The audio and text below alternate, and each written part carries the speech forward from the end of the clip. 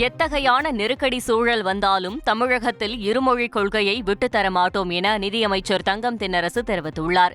தமிழக பட்ஜெட்டில் பள்ளிக் கல்வித்துறைக்கு 46,767 கோடி ரூபாய் நிதி ஒதுக்கீடு செய்துள்ளதாக குறிப்பிட்ட அவர், மும்மொழிக் கொள்கையை ஏற்காததால் 2,152 கோடி ரூபாய் நிதியை மத்திய அரசு விடுவிக்காமல் வஞ்சித்துள்ளதாக குற்றம் சாட்டினார். மும்மொழிக் கொள்கையை உள்ளடக்கிய ஒன்றிய அரசின் புதிய கல்விக் கொள்கையினை தமிழ்நாடு ஏற்றுக்கொள்ளாததால் ஏற்கனவே ஒப்புதல் வழங்கிய நிலையிலும் 2,152 கோடி ரூபாயை ஒன்றிய அரசு தமிழ்நாட்டிற்கு விடுவிக்காமல் வஞ்சித்துள்ளது என்பதை இம்மாமன்ற உறுப்பினர்கள் நன்கு அறிவார்கள்.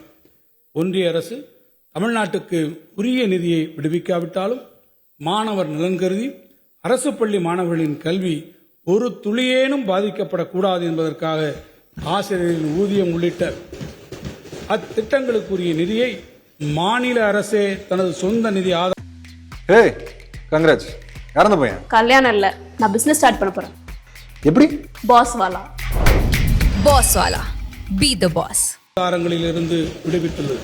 நெருக்கடியான இந்த சூழ்நிலையிலும் 2,000 கோடி ரூபாய் நிதியினை இழந்தாலும் இருமொழிக் கொள்கையினை விட்டுத்தர மாட்டோம் என கொண்ட கொள்கையில் உறுதியாக நின்று தமிழ்நாட்டின் தன்மானம் காத்த மாண்புமிகு முதலமைச்சர் அவர்களின் பின்னால் தமிழ்நாட்டு மக்கள் அனைவரும் அணிவகுத்துள்ளனர்.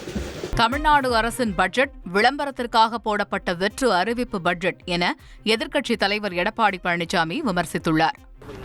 ஒரே வரியில் சொல்லணும்னா இந்த பட்ஜெட் வெற்று அறிவிப்பு விளம்பரத்திற்காக போடப்பட்ட பட்ஜெட்டாக தான் பார்க்கப்படும். சார், கடன் வாங்கி செய்யறதுக்கு யார் வேணாலும் வரலாம் சார். கடன் வாங்காத வருவாயை பெருக்கி அதன் மூலமாக வளர்ச்சியை கொடுத்தா ரைட்டு, அதை ஏற்றுக்கலாம். கடனை ஒரு பக்கம் அதிகரிச்சுட்டே போறீங்க, வருவாய் அதிகரிக்குது, ஆனால் திட்டம் எதுவும் வரல. இந்த கடனை யார் கட்டுறது? நாளுக்கு நாள் கடன் அதிகமாகிட்டே போகுது. கடன் வாங்கி தான் அரசாங்கம் நடத்த வேண்டிய சூழ்நிலைக்கு இந்த அரசாங்கம் தள்ளப்பட்டு விட்டது. கடன் வாங்கி தான் சம்பளமே கொடுக்க முடியும், அரசு ஊழியருக்கு உண்டான சம்பளம் கொடுக்க முடியும். அதோட அறிவிக்கப்பட்ட திட்டங்கள், ஏற்கனவே நடைமுறை இருக்கிற திட்டங்கள் எல்லாத்துக்குமே கடன் வாங்கி தான் செயல்படுத்த முடியும். அவலநிலை இந்த ஆட்சியில் பார்க்கப்படுகிறது. திருப்பூர் வீரபாண்டி பகுதியில் வசந்த் அண்ட் கோ நிறுவனத்தின் 125வது கிளை திறந்து வைக்கப்பட்டது. திருப்பூரில் ஏற்கனவே உள்ள கிளை 25 ஆண்டுகளை நிறைவு செய்திருக்கும் நிலையில் தற்போது புதிய கிளை திறக்கப்பட்டுள்ளது. புதிய கிளையை வசந்த் அண்ட் கோவின் நிர்வாக இயக்குனர் தமிழ்ச்செல்வி வசந்தகுமார் ரிப்பன் வெட்டி திறந்து வைத்தார். மேலும் திறப்பு விழா சலுகையாக 20,000 ரூபாய்க்கு மேல் பொருட்கள் வாங்கும் அனைவருக்கும் தங்க நாணயம் மற்றும் இரட்டை தள்ளுபடி அறிவிக்கப்பட்டுள்ளது.